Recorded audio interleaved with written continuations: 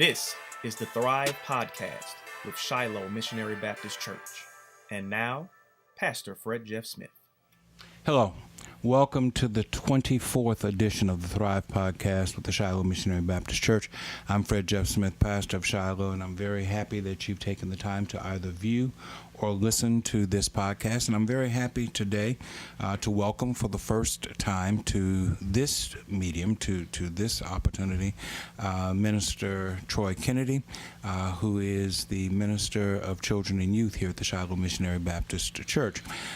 Troy has a rich background with children and youth, not just from the church standpoint, but from his work with CASA, and we're going to talk about that in just a few minutes. But Troy also has the distinction of being a Class A chef with his own chef's business, his own catering business. I'm sure it's not called chef's business, his own catering business. And he grew up in Shiloh. He's a native. We share that in common. I grew up in Shiloh, went away for a while, but Troy grew up in Shiloh, and now he serves in a ministerial capacity here at Shiloh. Minister Kennedy, thank you for taking the time to share with us in the Thrive Podcast. Thank you, Pastor. It's truly an honor to be here today and for you to have me on the podcast. And thank you. Right after my kids were on the podcast. Yeah, and your kids were fabulous. Right. They were very candid, right, very honest, very outspoken, and I learned a lot. I truly enjoyed the experience with them. Right, truly. And I thank you for having them. And me and Terrence was actually talking about this before you came in. There's something that's, is really, we're losing touch of, is having a conversation. Mm-hmm. And I wanted them to understand that they can have a conversation with their leader, because, you are the pastor of this church. Mm-hmm. And I know that you have great concerns about what goes on with our youth. So I wanted them to see what it's like to actually have a conversation, because, our youth are getting so caught up in technology. Yeah. Most of them don't know how to even talk to other people. Yeah. And so, even with me, they'll text me, and I'm like, guys, look, I'm not a great texter. Give me, call me, yeah, especially if they're texting me this long text message, and I'm like, yeah, okay, first of all, I don't even want to read all this. And so yeah, I'll eventually call them, and they'll be like, oh, Mr. Troy, I just texted you. You could have just texted me back. I was like, no, I can't answer all of that with a text message. The thing I still have not figured out about texting, and I don't mind texting. I think texting is a good thing. Right. It allows you to communicate without necessarily having to stop what you're doing, right, to talk. But I cannot get all the emojis down. These emojis, there have to be 500 of them now. Right. And I understand a couple of them. A couple of them are self-explanatory. But I get texts with emojis that I can't for the life of me figure out what people are trying to say. And I have sent back, spell it out, because right, I don't. The other thing I don't particularly care about where texting is concerned, and I didn't say this to the kids, but I'm saying this to the kids through you. Right. They have forgotten English. Yes. They don't spell anything. Everything is LOL. Yes. or if you want to say you are, you don't say Y-O-U-A-R-E. You say you and then the letter R. And I'm supposed to be able to figure and follow all this out. They don't use punctuation. No. My children get on me all the time about, what are you doing? What's that comma for?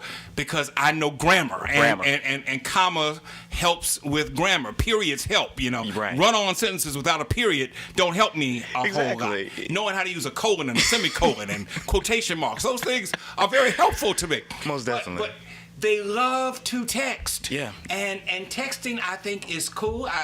I'm not opposed to it, but I guess I need a refresher course or an orientation in exactly how texting is supposed to work. I don't get it all. Right. And I mean, even with texting, the short text, like I was saying with LOL and all these different things. And like I said, how do you have a conversation? And then with me, I'm an English major. Yeah. So when I'm texting, I'm trying to make sure all my words are right and okay. And I'm reading it back to myself. I'm having Siri read it back to me. Yes. So it takes me almost 15 minutes just to send a text message back. So I'm like, why do that when I could just call? Yeah. So I'm big on that. But another thing that they've gotten into is social media. Mm-hmm. Now, I don't know if they, I think when I was watching the podcast, they got on you about Facebook. Right. And I'm still on Facebook. They said Facebook is for old people. Right. So I have an Instagram account. And I used it sparingly, but since that interview with them, I have tried to use it much more than I did before. And I'm amazed at the feedback that I get just from you heightening my use of Instagram. Right. I'm still not a Snapchat person. I have a Twitter account, although I almost never use it at all. I'm primarily a Facebook guy, but they made it very clear Facebook is for old people, right? Which I guess I am now. Well, but I'm, Pastor, I'm not old. I'm getting older, but I love Facebook. I mean, you can post your thoughts and everything, different things, maybe concerns. Like, I read your thoughts on Facebook, just to, keep myself relevant of different things that's going on, whether it be the world or the community. Facebook, you can use it for so many different issues that are out there. Yeah. And that's what I tell the kids, like, well, have a Facebook account just so you can connect with people, so you can see what their ideas are, where their head is and what's going on even in your community, but they say, well, we just want to take photos and look pretty all the time. And that's kind of what is evolved to. And they have become master photographers. Yeah. I see how they can string these pictures along and one behind the other. They got the little video thing that they do, and they narrate their stuff. It's truly a production. Right. They're coming after Terrence's job. I don't know if Terrence knows it, but they're coming after Terrence's job. Right. That's Terrence Turner, for those who don't know who I'm talking about. That's the producer of our podcast. They're coming after his job with the way that they do these productions. But every now and then, I just like to have a conversation. I have said ever since we started this, one of the reasons why we started the podcast was because I am seeking different venues, different opportunities to engage in meaningful and relevant conversation, not just with myself, but with other people who have something to say. Right. And typically the way that I communicate with people is through a worship experience on Sunday or through Bible study on Wednesday. And while I enjoy both of those things, they are confining when it comes to having actual conversation with people. And so this is my opportunity. This is the road that we are taking, trying to open up the door to more conversation. Right. I consider myself to be a seeker. I don't know everything. Right. And I'm trying to learn. I'm trying to become educated in what others are thinking, especially people of different generations. At some point, we're going to start talking to people from different cultures. We haven't quite done that yet, but I want to open the door to more conversation, and the goal is for me to learn how, as a pastor, as a Christian, as a father, as a husband, as a black man in this community, I can be more effective and impactful on my community. And I figure the best way to do that is to talk to people who are doing different things. And when you came to me, it wasn't my idea. When you came to me with the idea of letting the kids, the young adults, speak on the podcast, I thought it was a great idea, and I was ashamed of myself that I hadn't thought about it sooner. It's a shame that we think about young people and want to talk about young people, but don't want to talk to young people. On almost every one of these podcasts, we have talked about young people, but I wasn't talking to young people. I was asking other adults about young people, about what young people are thinking. And I didn't have sense enough to think, well, maybe you ought to ask the young people themselves what they're thinking. So I truly enjoyed that experience. Right. And, I've been watching your podcast too, Pastor, and I actually, that's where the idea came from. And then, the summer was perfect because, all the kids are out of school. During the school hours and stuff like that, this would have probably never happened. But I said, well, the summer's coming up. Kids, are always talking about the different things that they want to see happen in the church. And, I know I talk about a lot of different things, but I said, well, guys, if you really want to make change within the church, you need to talk to the pastor and they need to see that you are very open. And the fact that you have a podcast shows that you're very open to new ideas, changes in, especially the church, because like they said, and we've all talked about it, together, is that the church is very traditional. So the thing is, I said to them, it's like, well, you guys are the new generation. You guys are going to be, replacing us soon. Yes. So the thing is, why don't you start your own traditions, in the church? Let pastor know that this is what we want to do, and see how it goes. I mean, the most he could say is yes or no. Yeah.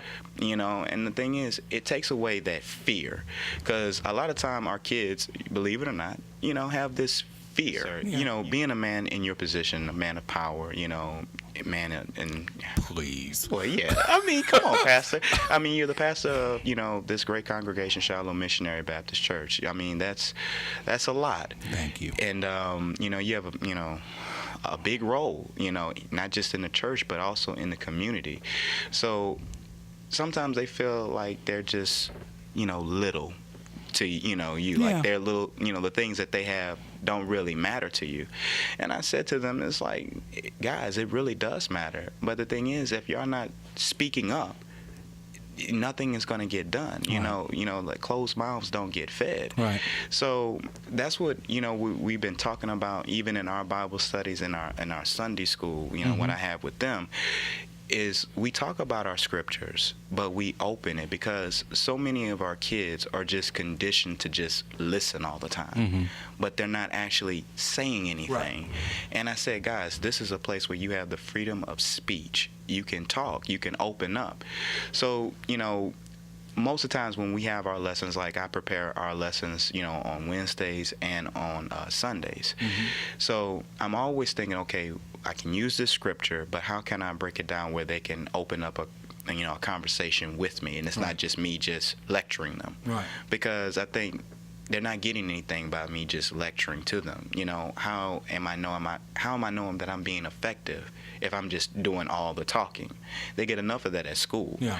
So my thing is, I try to come up with a scripture, come up with a topic that's relevant to them, and see how they deal with it. Now, sometimes the topic is a little cold, and they may not open up at all. And so in my mind, I'm switching gears. Okay, let's talk about something. I'm shifting to the next subject, right? Just to see, okay, how they're going to open up with this, and then relating it back to the scripture that we have, in showing, the proper context, of course, and how that this is relevant to their lives. But more so just having that real talk, because too many of our kids don't get that. A lot of our kids, believe it or not, come from broken homes. Yeah. And I don't know, I have a heart for that, And so most of my ministry is not at the church, it's outside of the church, going there and just being there for them, right. Supporting them and, their different activities. Some of them are in choirs and other places, and they're singing their hearts out. So I'm there in the background. Yeah. Some of them are in sports. I'm there in the background. Yeah. Some of them just need to just have somebody to pick them up and hang out. Like, I think I know Dale was here. I've grown very fond of Dale. Dale's grown very fond of me. And sometimes, I'll pick him up and we'll go places and do different things and stuff to get him out of the house, and just show him how to, I guess, be around others and, expose him to different things. And really all of my kids, sometimes it's, I don't have like a lot of money, so I wish I could just always take them all different places all the time. But sometimes I break it up in sections. So I'll get this group of kids, I'll make sure it's okay with their parents and stuff, and we'll go to the movies here, or we'll do this activity there, just so they can have their relationship with me, I can have their relationship with them, and that way I can understand what's really going on, right?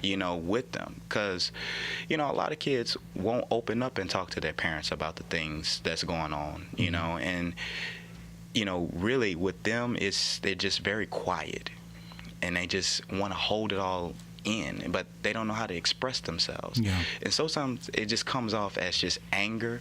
Sometimes it comes off as a bad attitude. And, I hear sometimes even around in our church that they'll talk about some of the youth here and say they just got a bad attitude. They don't listen. They don't try to understand things. And it's not that. It's just that sometimes they're just holding it all in, and they don't know how to fully express themselves, and they just need somebody that just understands and that'll be patient.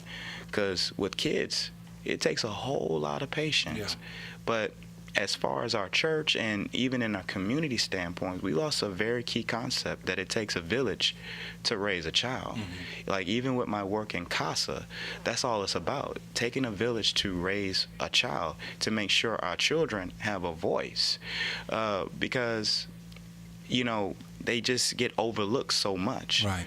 Let's talk about that for a second. Yes, sir. You mentioned CASA, and I'm sure most people know what CASA is, but for those who don't, explain exactly. CASA is an acronym. Explain what CASA is and what your work was with CASA. CASA stands for Court-Appointed Special Advocates for Children. What they do is they take somebody, an ordinary Joe, off the in the community, and that person is able to be a voice for a child. And they go through a training session. I used to be the recruiter and trainer for CASA, and it's about 34 hours and stuff of full training. They get to see what it's like to be in a court setting and everything. But these are children that are in the foster care system, who have been either abused or neglected by their own parents or guardian. So it's crucial because it's like I used to read these cases. Some of these kids are very lucky to even be alive right now. And like I said, these are their own parents and guardians that are doing this to them. Right. So CASA is a very relevant organization to our community, especially with kids that are in foster care. And even outside of CASA, there are opportunities where you can give back, within the organization of CASA, and, just as far as helping other kids, letting people know about CASA, what they do, and other kids that may not even be in the foster care system, just kids that are just broken in general. So there's ways that you can give back to your community, through CASA. And that's why I love this so much. Right. Because I guess, like how you said, everything stimulated here from Shiloh. I started off here at Shiloh after I got a scholarship, awarded a scholarship. I started becoming a Sunday school teacher under T.R. Smith, who's now passed away. Yeah. I always remember how I enjoyed being in his class when I was 5 years old. And I was there for 3 years, and I never wanted to leave his class because out of all my teachers and stuff, and I had a lot of great teachers, but he kept it so fun, and he kept it interacting. He always awarded kids with this little change of quarters and everything, and kids would be so excited, to get those little quarters. Yeah. And it's so funny that Mystique, Dale, and Terriana were here because I had the opportunity to teach them when they were 5 years old, here at Shiloh. Yeah. And to see them grow, it's like, wow. Now Dale is taller than me. Terriana and Mystique are at the same height as me, and it's like they're not babies anymore. And they're all fine kids. Right. Fine young people. I have to stop saying kids. I know that for some of them is offensive. I don't mean it in a diminutive way. Right. But I call them kids though, Pastor. They good. Tell me about the work that you did at CASA and how it helped you to translate into the Minister of Children and Youth here at Shiloh. The work that I did with CASA, first I started off as an advocate supervisor. And basically as an advocate supervisor, I had so many different caseloads to work on as far as, working with these different kids that are being in different situations as far as like, what their situation was. Some of them, when you read it, when you read the court case and why they're actually in there, where they've been abused physically, emotionally, or even by substance abuse, it will make you cry. I don't care how tough you are, to know what's going on with these children in their homes, it's scary and it's very emotional. And sometimes you have to take a step back and get yourself together because you have to actually go meet these parents in what they call a family team meeting. Department of Children and Family Services, they work with the foster children. So sometimes they have what we call a family team meeting. And you have to sit across from the person that actually did the abuse to the child.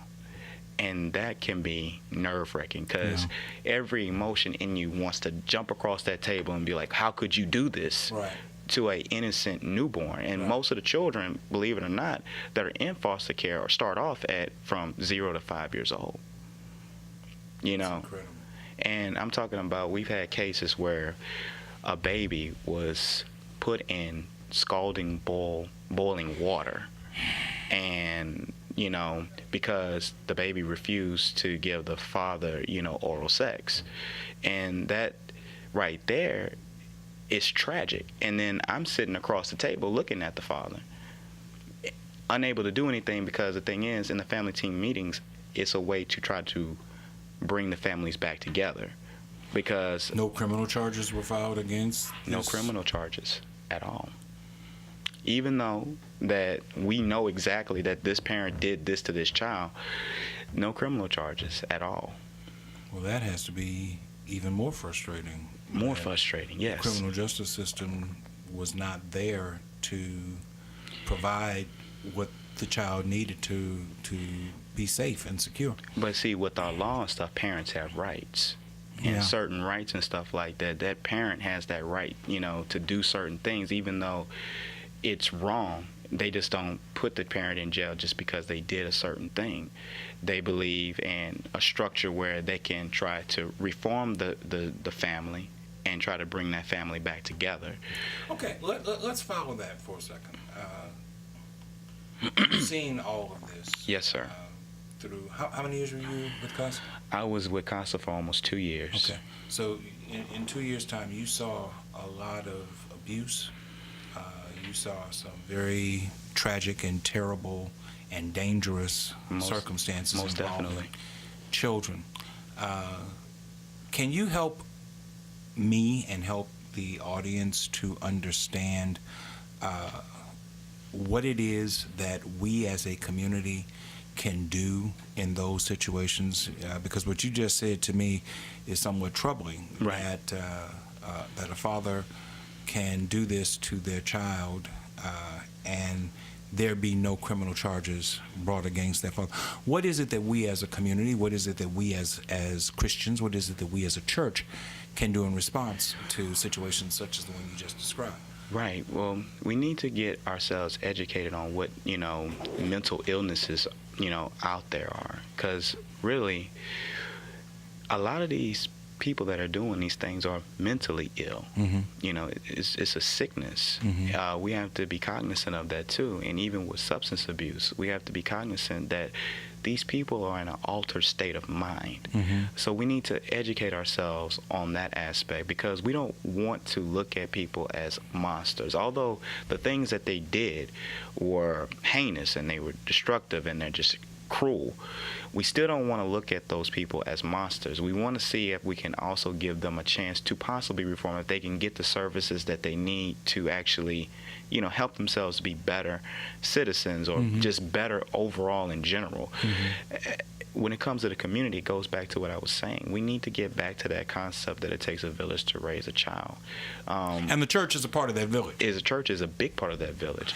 And we can't turn a deaf ear, because we've gotten so caught up in our own personal lives that we forget that there are other lives too, and that, you know, we really are our brother's keeper. I mean, whether we want to look at that way or not, we are responsible for each other.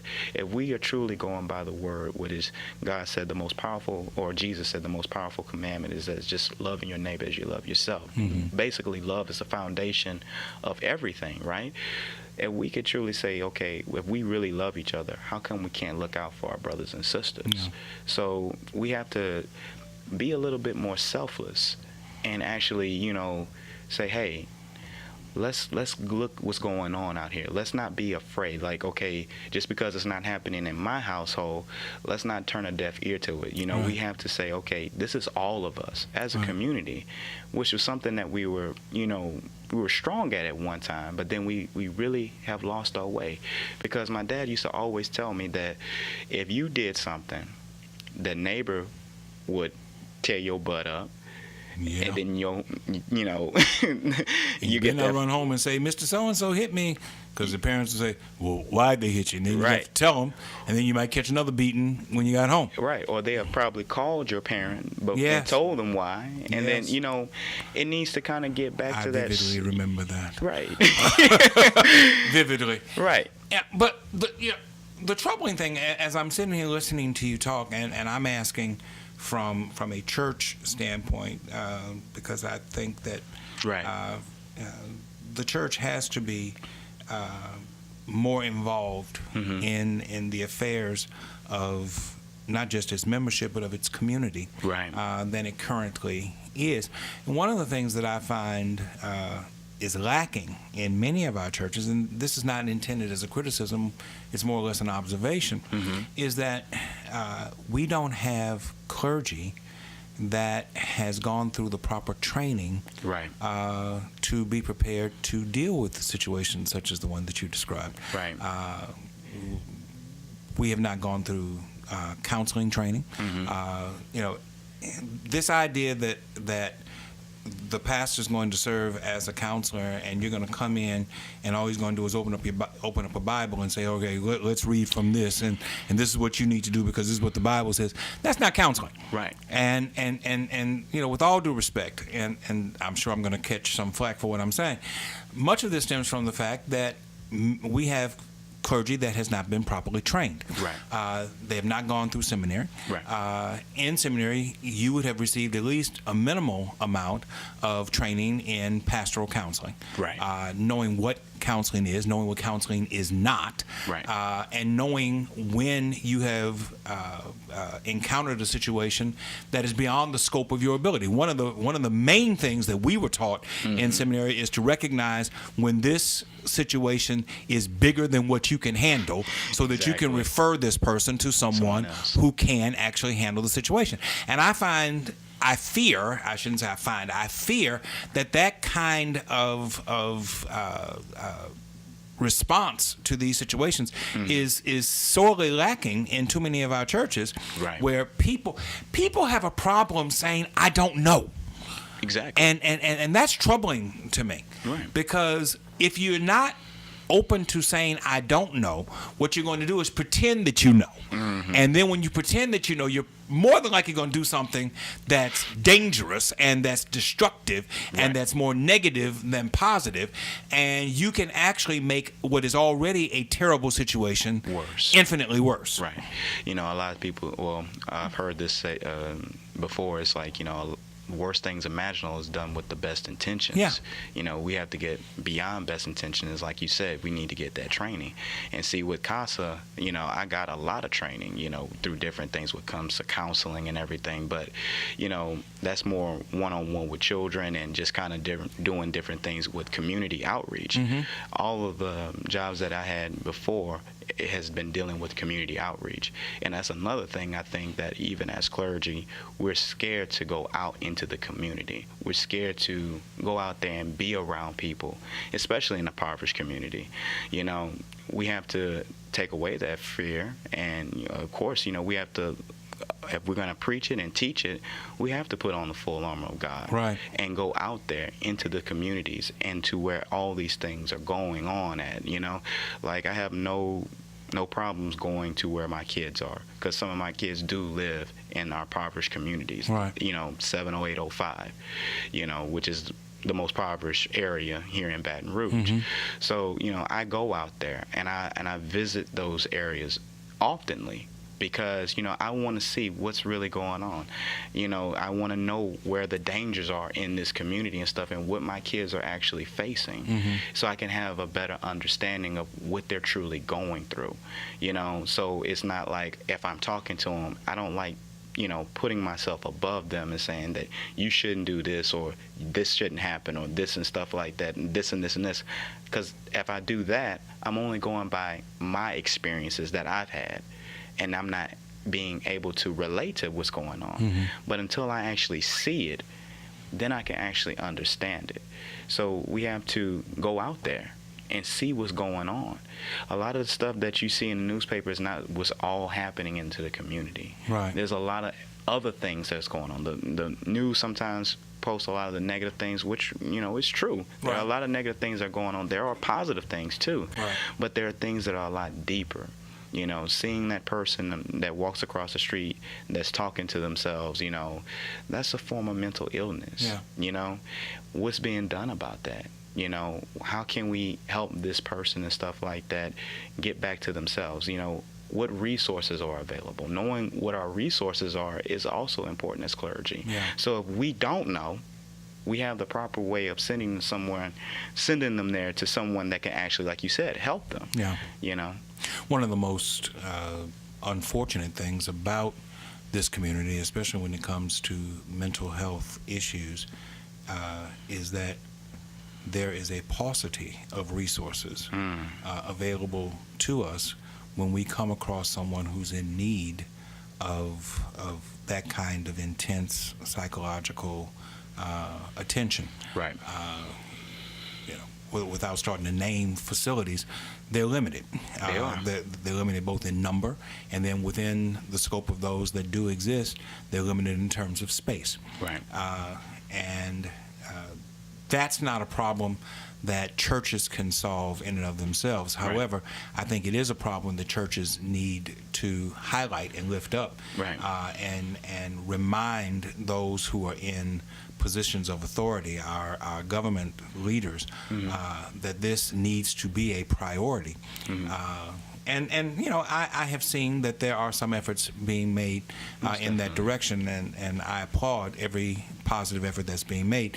But clearly, not enough has been done, and not enough exists Right. to respond to all of the needs that are out there. I'll never forget, I guess it's been about 15 years ago now, I was serving Greater Mount Carmel Baptist Church up in North Baton Rouge, and a person came by the church who was an alcoholic and a drug addict, and he'd been coming by time and time. Reb, can you give me $2? Reb, I need $5. Reb, I need. And finally he came by one day and he said, Reb, I want to get clean. I want to get clean. Can you help me get clean? Right. And first we started off in the phone book. Do you remember phone books? First start off in the phone book, trying to find places, and you called, and getting somebody to even answer the phone was a difficult thing. But then I put him in my car, and I drove to every facility that I could think of, every Right. facility that I knew about, and we were told that either they were full or he did not meet the qualifications. Exactly. He's a drug addict. He's an admitted drug addict. Exactly. He's an alcoholic. And he did not meet the qualifications. They said, well, he can't admit himself while he's high. He has to be clean for 72 hours before he can admit. Okay, if you're waiting on him to be clean for 72 hours, he's never going to arrive here. Exactly. That's not going to happen. Exactly. And ultimately, that person ended up dead. Ended up Right. dead on the streets. Right. And it's a tragedy. And I'm not blaming anybody. I'm sure Right. that there are rules in place that I don't understand. Right. And they're there for a reason. All I'm saying is, it is a reality that in this community there are not enough resources for mental health problems that exist. Right. And I mean, that's the thing. It's kind of like, well, when are the resources going to come, Pastor?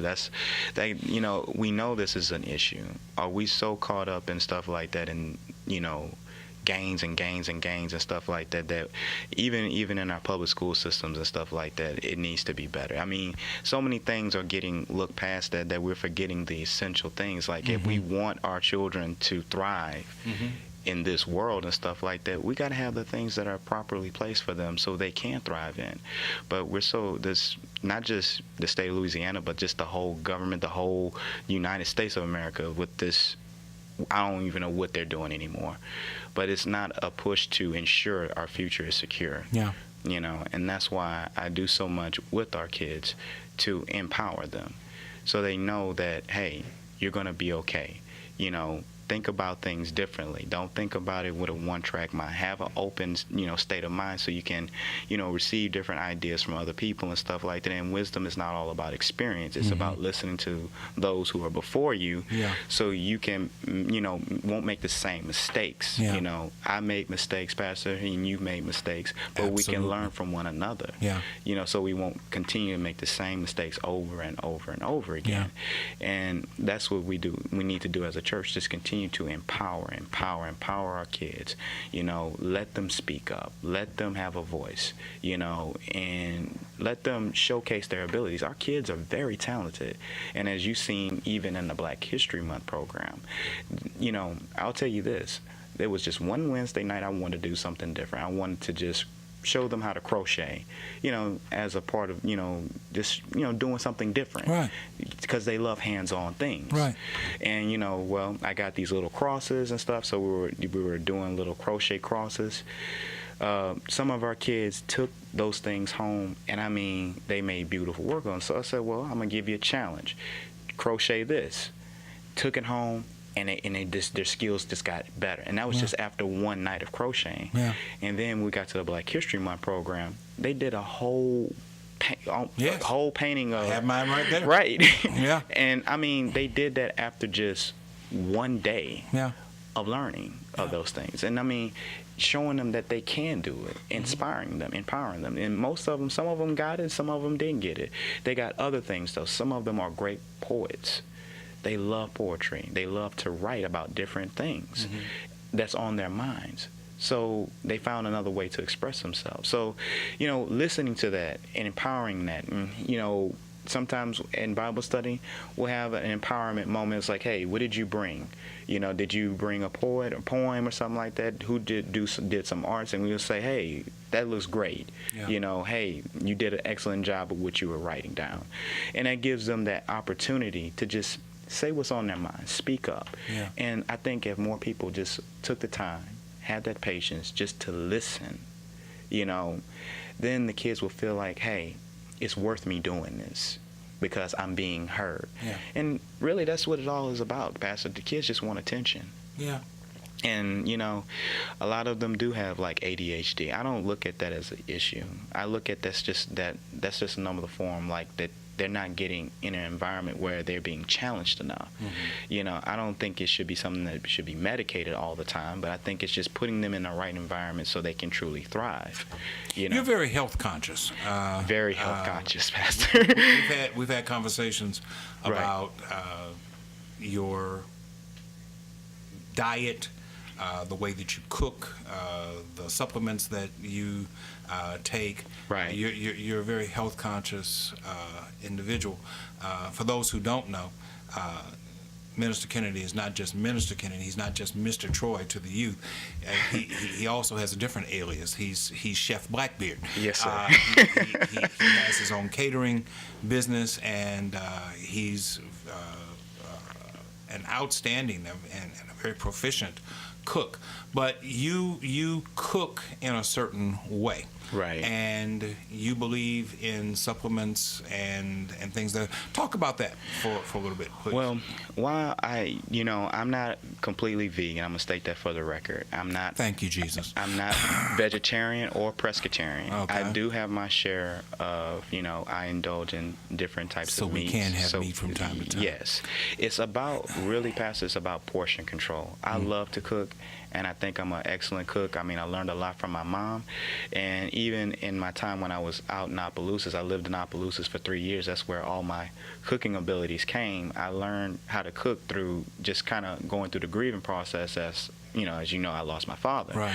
So that became outwardly expression, I guess, of me coping and, taking that time to grieve my dad and stuff like that. So, but in the process of learning how to cook and stuff, I learned that, okay, these are great foods and stuff like that, and we should not indulge ourselves. We should always, have that time to where we can have a great meal and stuff to really say, this is great. But it's about portion control. Truth be told, you're not supposed to only have but 6 ounces of meat per day. But if you think about the average... So you were doing fine till you said just 6 ounces. I was with you. I was going.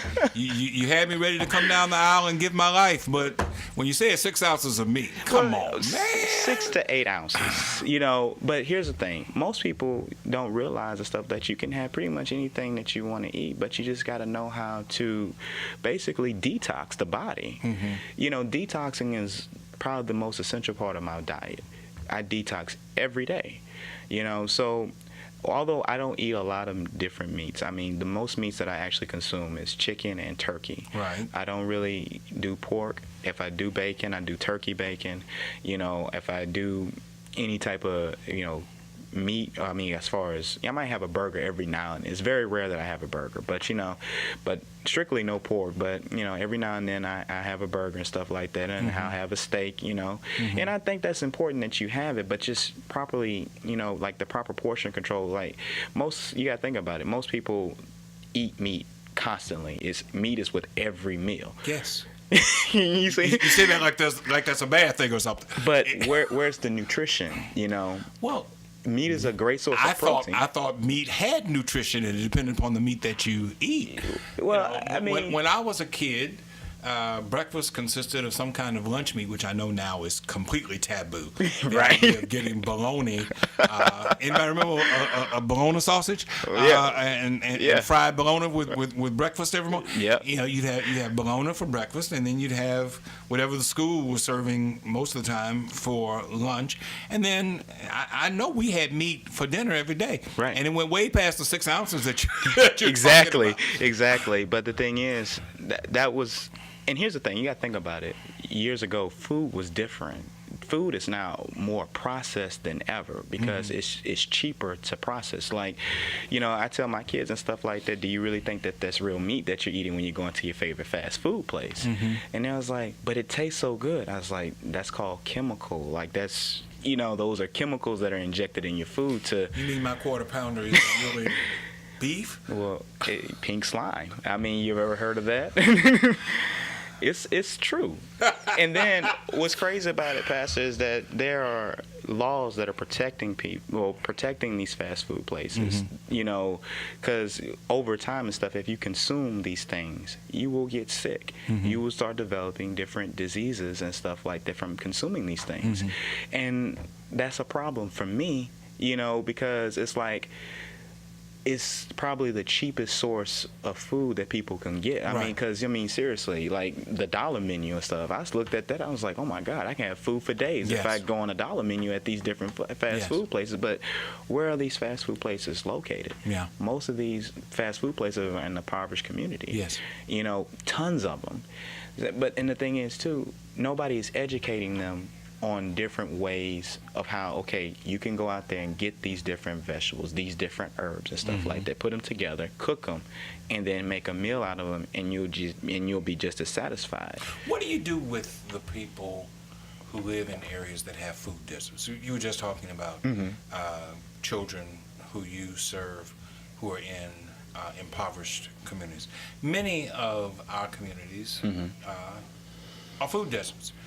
You don't have grocery stores. If you have anything, you have convenience stores. And in convenience stores, you get cheap food or snacks that people turn into meals.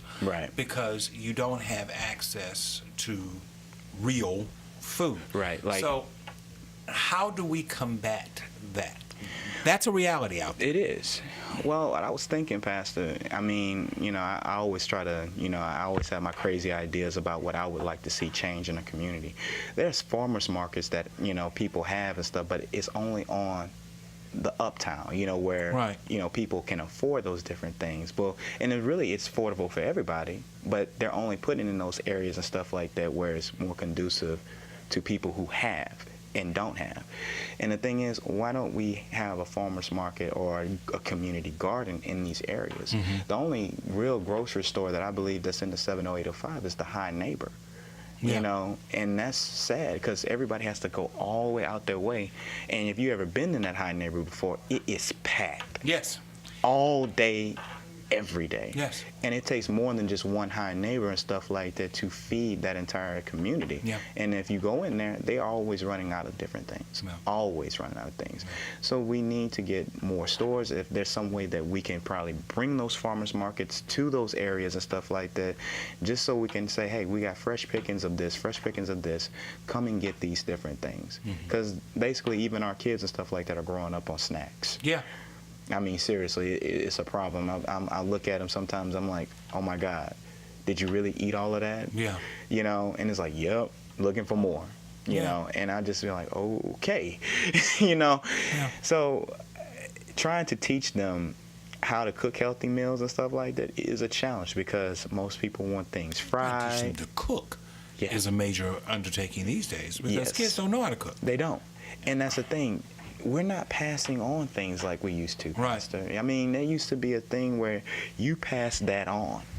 You know, the things that we used to do, we're not passing on. Yeah. You know, we don't know about the spices. We don't know about the herbs. We don't know how to cook in different styles. Right. And the thing is, too, we're not culturally diverse anymore. We choose to kind of just hide in our little box and not open ourselves up to different ways of cooking that are healthier or even, you know, quicker or just another form of cooking like that maybe from another, you know, culture and stuff like that that may be more beneficial with the nutritions, you know, because there's different ways you can do anything. There's like my dad always say, you can skin a cat any kind of way, you know, so we're just not open to those things anymore, you know, or just not open to them at all. Yeah. So, I mean, but like I said, with my diet, it's just nothing but detoxing. You know, I know about the different berries and stuff like that have the antioxidants in them. I know about the berries and the fruits and the vegetables that have fibers in them and stuff like that. Because most people don't realize when they eat beef, the reason why it takes so long for your body to digest it is because your body's thinking that it's a part of itself because it's like a muscle. So it's kind of like, okay, it's slowly going through your digestive tract and through your intestines and stuff. And sometimes even in your intestines is in overdrive trying to push all of that out. And so the thing is, that's where the sicknesses come in. Because the thing is, it's not, your intestines is not clean, your colon is not clean. All these things are just becoming more and more acidic. So red meat really is not good for you. Red meat is not good for you at all. It really isn't. You know, and that's why I say you should limit yourself. You know, once a month or twice a month, it's okay.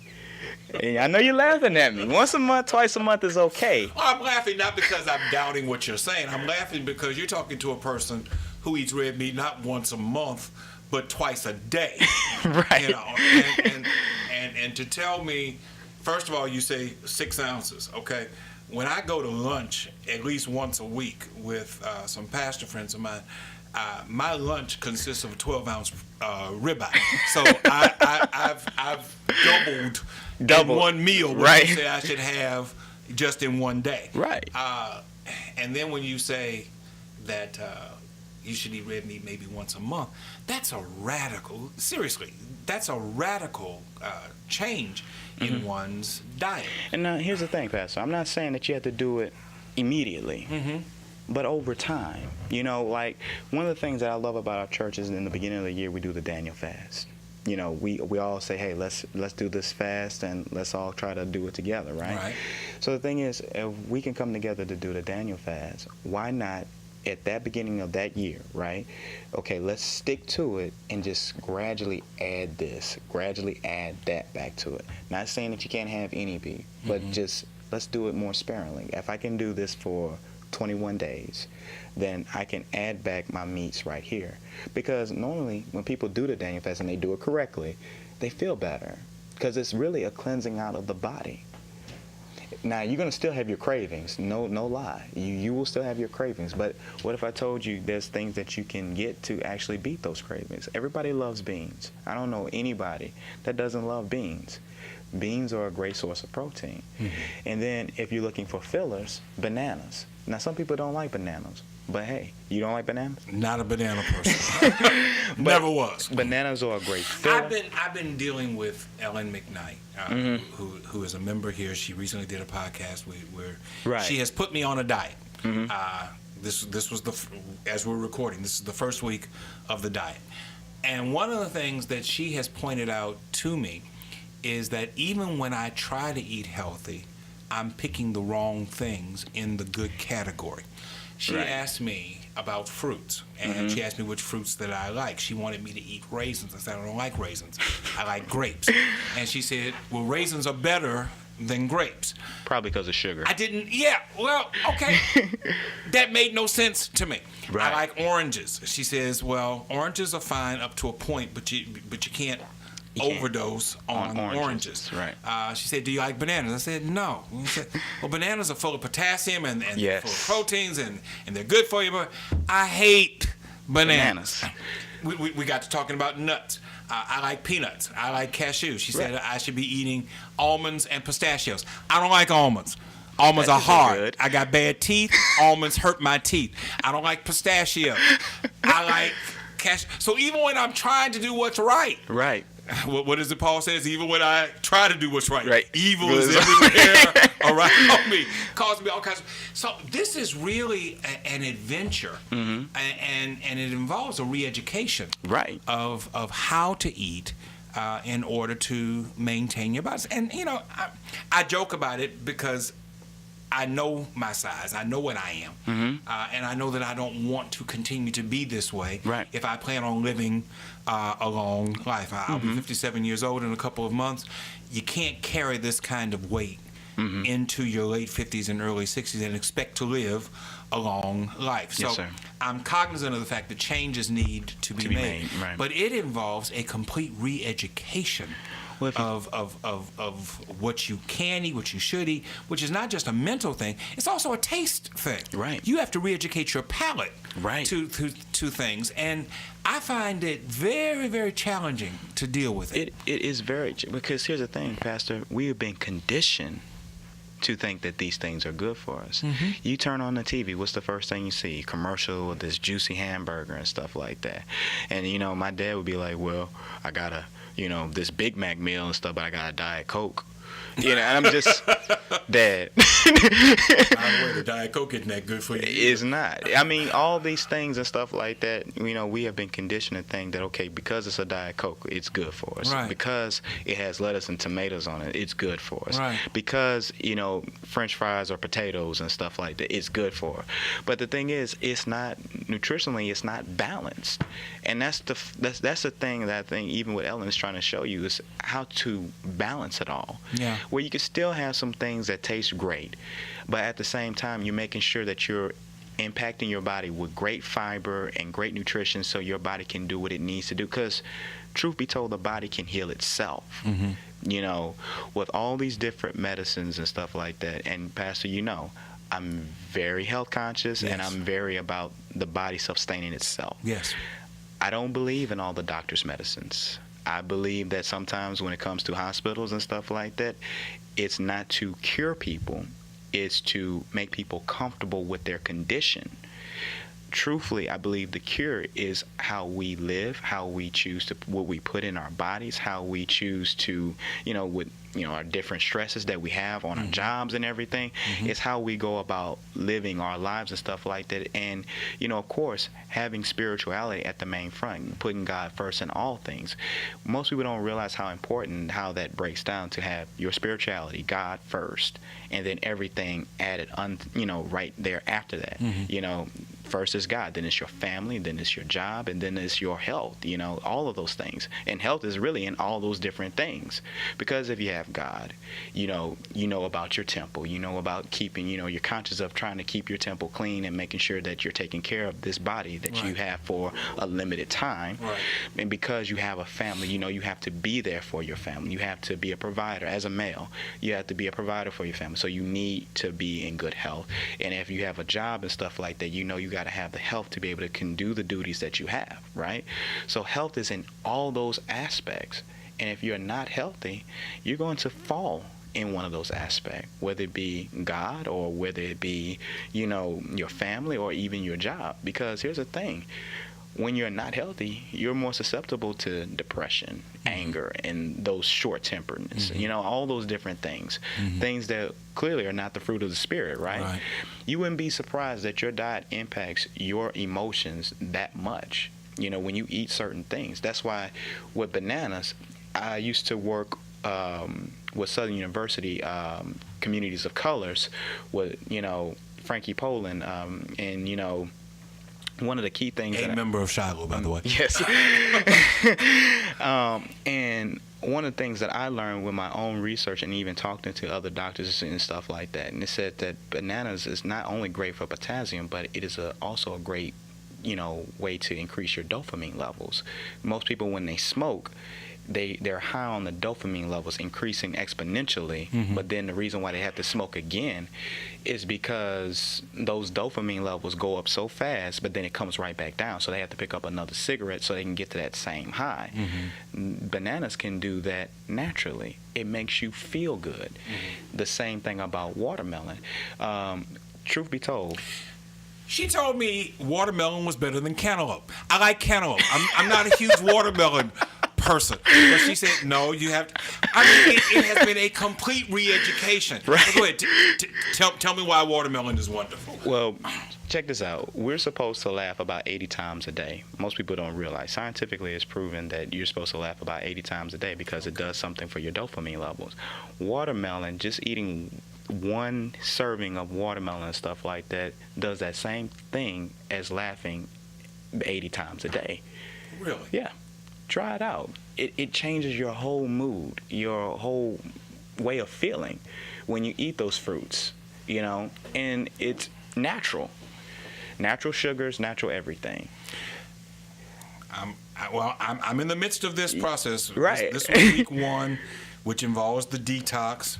She took away my breakfast, which is my favorite meal of the day. I drink a juice every morning. Right. An organic, cold pressed juice every morning. You probably don't like the taste of it. Actually, it wasn't as bad as I thought right. it was going to be. But when I first looked at it, I was like, you really expect me to drink this whole thing? But it wasn't that bad. But that is breakfast. Yeah. And then I've had no meat for the last week, which has been a challenge all its own. And I'm supposed to go 2 weeks without meat. And right. she used the same term you're using, detox. She says you need to detox first, right. and then we're going to educate you on what to eat and in what proper proportions so that you can lose the weight. Right. So I recognize the importance of it. Right.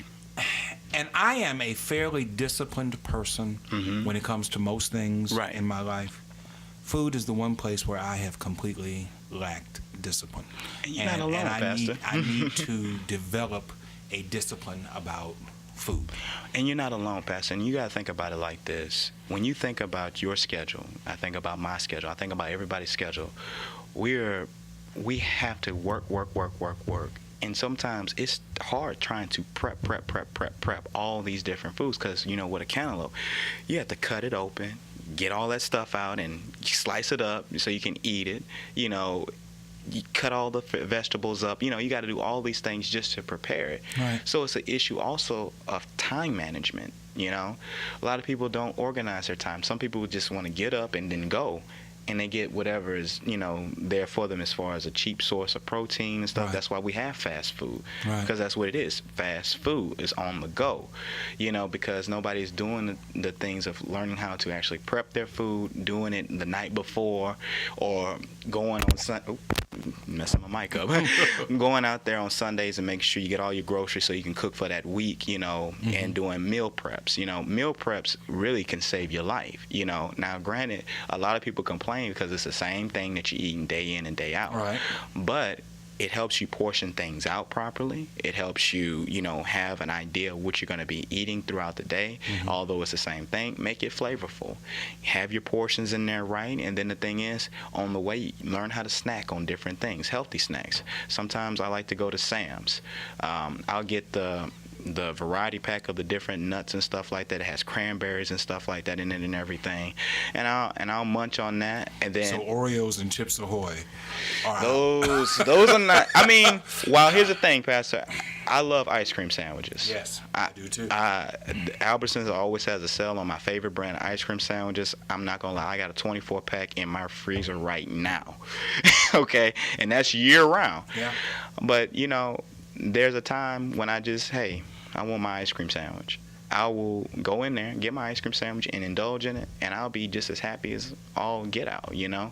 But I still do the work in other aspects. I make sure I get my smoothies in. I make sure I get, you know, and that's really what I do, a lot of smoothies. I do a lot of, my diet is more liquid-based. Okay. So I may eat, like, even before our podcast, I have not eaten yet, literally. Really? Because here's the thing, when I always did any type of interview or any type of meeting or anything like that, I always fast. Even when I cook for people, I always like to fast because I like to make sure I'm focused. Because if I eat, I feel bloated, sometimes tired, you know, just, you know, exhausted and everything. So I like to be completely empty. And believe it or not, I feel great. Literally, I feel great. I feel energetic.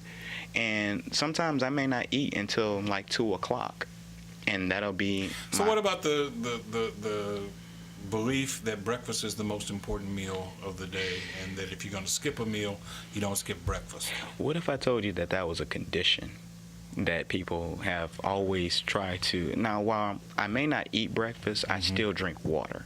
Okay. I stay hydrated. You know, now. Can I tell you, water doesn't substitute for grits and scrambled eggs and biscuits? Right. I'm just saying. It doesn't. But you'll be surprised and stuff like that, how your body will respond to that. When you don't eat so much during the day and stuff like that, and you start packing on the calories and stuff like that when you need it most. You know, we don't, how does it put it, eat to live, we live, or no, we don't live to eat, we eat to live, right?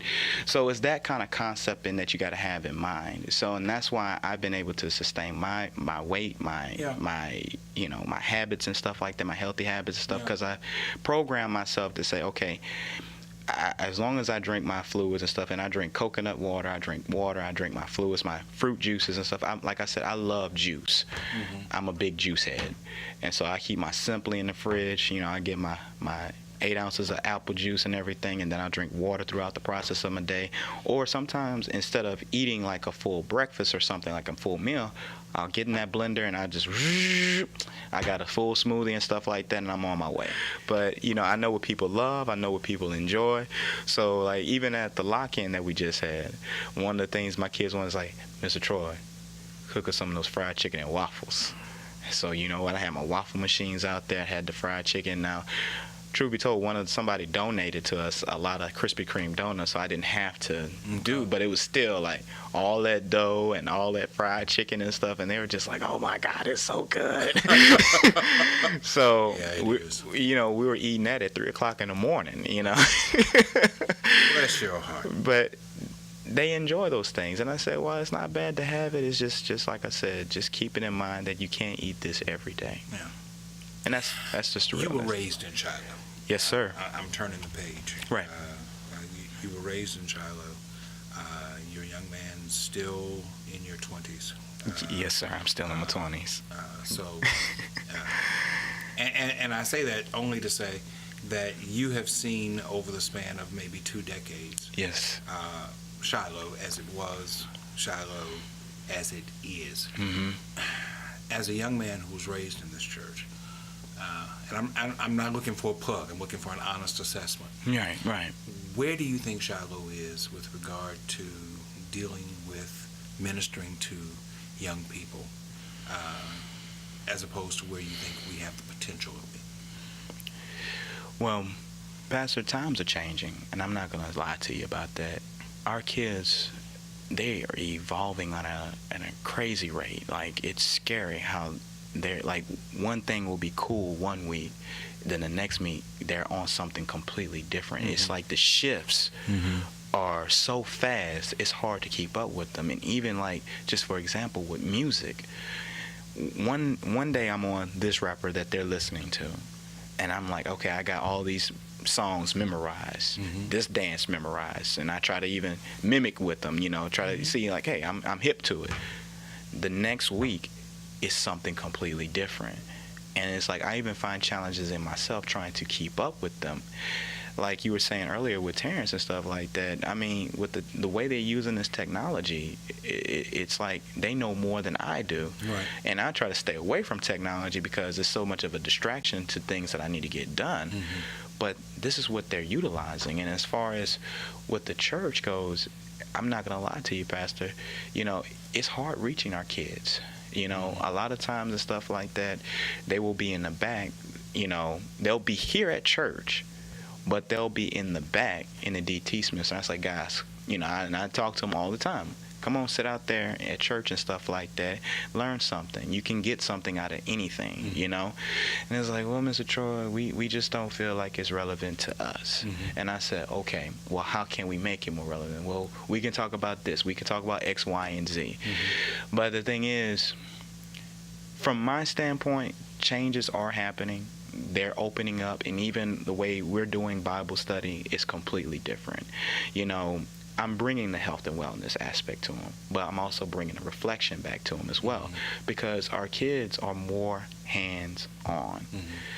That's the biggest thing. And I said, well, guys, it's kind of hard to do hands-on things while you're in a church. It's like church is where you come to sit, you come to reflect, you come to listen to different experiences and stuff like that, so you can see how you can become a better person, right? And and see how you can increase your faith walk, how you can become more like Christ and have that same spirit as Christ when you're dealing with certain situations. And it's like, yeah, it's cool, that's fine, we understand, but still, church is boring to us. And I'm just like, okay. So it's like I'm in my mind trying to revamp, okay. So for Bible study, for example, I have a personal trainer, big guy. And he's volunteered his services to do maybe like 15, 20 minutes in Bible study with us to just kind of do some different exercises so we can do it together. I've also am doing some different samples of meal preppings of healthy living and stuff like that, and showing them, okay, this is the process, giving them some recipes so they can actually say, okay, we can do this at home. If our parents get us the ingredients, we can possibly do this at home, okay? And then we have that 30 minutes of reflection time. So, it's kind of like it balances it out. So it's something that they can get involved in, get to interact in, something that they can enjoy, and then we have that moment of reflection. Another thing is, too, they get tired of seeing me. So, what I do is I look for people, and I got a great roster so far. I'm bringing in some different special guests, some people that I know that are very spiritually in tune, that know the Bible, know God, and know the Word and stuff like that. Like I have a guy who's a poet, and I want them to see his poetry, so they can also increase that. There's artists and stuff like that. They can see their artwork and stuff like that, and what inspires them to do those things. Because, truth be told, the biggest problem with our youth is that they don't have an identity. They don't know who they are. And that's why they're not speaking up, because they don't know themselves. And so basically, it's encouraging them to find out who they are now, so they won't be like me when you get 24, 25, and you're still trying to say, well, what am I going to do with my life? What is my purpose? And how am I going to understand this? Understand this now and stuff like this. So when you make that transition to be a young adult, getting into college, it won't be, as bad as someone who, like I said, that one minute I'm a civil engineering major, next minute I'm an English major, and then it's like, I don't know what to do with none of this. Right. It's kind of like whatever happens and stuff like that, but I know my passion is with children. And my mom said, well, why didn't you get a degree in elementary or doing something with school and stuff like that? And I had to share with my kids that I thought about it, but then with my dyslexia, my own personal struggle, I couldn't pass the praxis, So the thing is, I found other ways and stuff like that to find my niche and find my passion in, And I told them, it's like, stay true to your passion. It will always open a door for you, And these kids have awesome talents. And I say, guys, don't try to be anybody else but yourself. And that's what they get caught up in. what's happened, Pastor, is that they're caught up in this mass media. Let's just be honest. And they're trying to be everybody that they're seeing in mass media. All the celebrities, all these different people. They think that they can do the same thing as what these people that, these people got money, y'all. I'm like, right. I'm just saying, right. the laws and stuff like that are going to be completely different. They got ways to get themselves out of stuff, and, or paparazzi and all. That's what they're looking for. Yeah. And I said, even when they're acting and doing these different things on the television, they're getting paid to do this. You're not getting paid to act crazy. So, what I'm saying? It's like, it's trying to get them to understand that, okay, you can be confident in just being who you are. You don't have to be anything else what you see on TV or anything. You don't have to take these different mindsets and stuff. You can have your own mind and do something with it. So I believe our church, we have to evolve. I do feel that we have to evolve to match with what they're going through when it comes to technology and doing more things that are, I guess you could say, I'm trying to find the right words for it, Pastor, but it's like more hands-on, something that gets them involved in different things. And in education, you guys called that tactile. You had to be more tactile, right, with what you were doing, right. And then a lot of times I'll tell you this: when we are in the back, when Sam has the children's church, right, I get my youth to come in there with me, right, so they can also do like some, different things with the little kids, right. help them out, and just show them that, hey, we got some kids that are older, because I said the little kids are looking up to you guys, and then you guys are looking up to people that are my age. Right. So I'm trying to set that example, because the scariest thing for me, Pastor, and I grew up in this church. After I graduated high school, a lot of the people that I graduated with, some of them are still here, but they come very rarely, or some of them they're not here at all. Right. That's a scary thing. Yeah. That after you graduate, it's like, what happened to your home church? It's like it's forgotten about. And it's like, sometimes I feel like, am I the only one that's still here from that generation that grew up in Shiloh? And the thing is, it's like, what I want them to understand is that, hey, don't forget about your church. This is what gave you the foundation to do the things that, hey, you're doing now. Yeah. It started here. Yeah. This is where you got your empowerment. This is where you got your encouragement. You literally, and I think my kids have said it, the church is like a big family. Don't forget your family. Yeah. Give back to where you came from. That's what I try to instill in them. Like, don't just go off and just forget about everything that you were taught here. Right. So one of the things that I've noticed, and we're coming close to wrapping up. Right. But I wanted to speak to what you just alluded to. One of the things that I've noticed, because I grew up in this church, right, and I left this church in pursuit of my ministry. Right.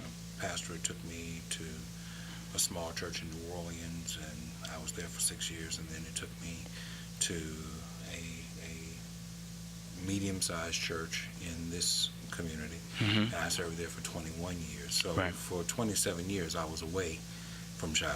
Practically all your life, I was away from this church. But one of the things that I have come to appreciate is that if churches do not evolve, they die. They do. And I don't mean die as in the doors are shuttered and chains are put on, but the vitality of the church is lost. Right. Because you were incapable or unwilling to adjust with the times. One of the things that I always give credit to my father about was that he was not afraid to try different things.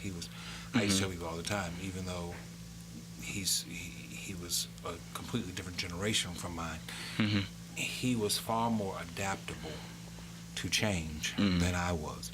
I have come to recognize the value and the importance of change in the last several years. But early on, I was very rigid, and I fought very much against change. even to the point that I would say stupid things like, if you're not happy here, go someplace else. Right. I repent of all of that. Yes. Because it was stupid and it was short-sighted and, Right. and it was narrow-minded. Right. For the church to have the vitality that it must have, we have to do what we sing about.